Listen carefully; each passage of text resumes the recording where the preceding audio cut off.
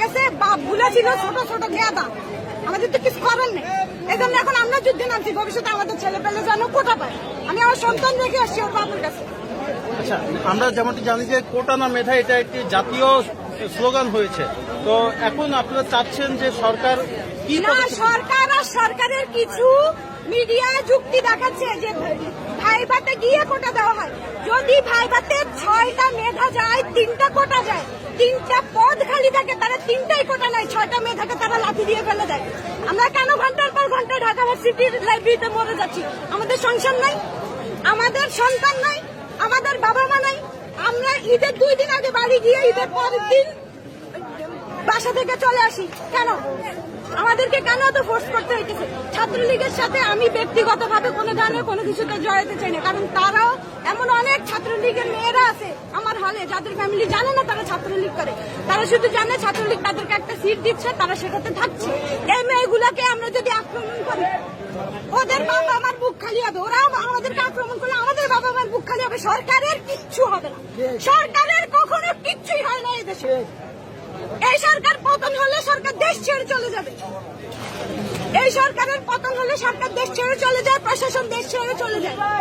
মরে কে? সাধারণ শিক্ষার্থী। আমরা মরতে আসছি, আমরা মরেই যাব, নয়তো আমরা মেরে যাব। আমরা যদি একটা মেধা পড়ে আমরা 10টা কোটা গিলে খাবো। গিলে খাবো মানে গিলে খাবো।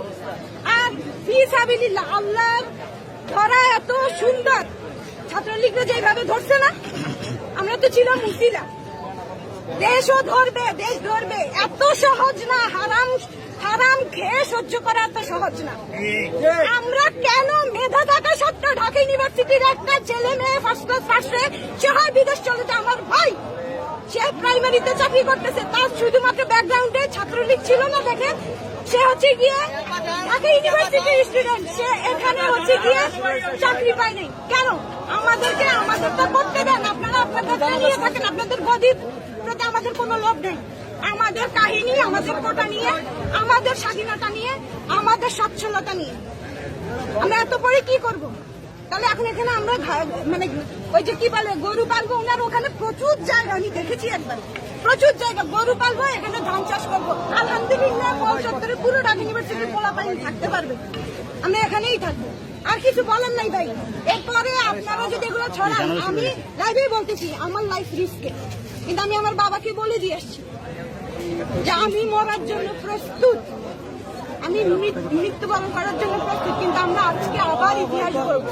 25শে মার্চ আনাইছে না আমাদের উপর, 25শে মার্চ আসছে কিনা ছাত্রছাত্রীর উপর, তাহলে 16ই ডিসেম্বরও আসবে, দেশ স্বাধীন হবে ইনশাআল্লাহ। সে সত্য কথা বলেছে।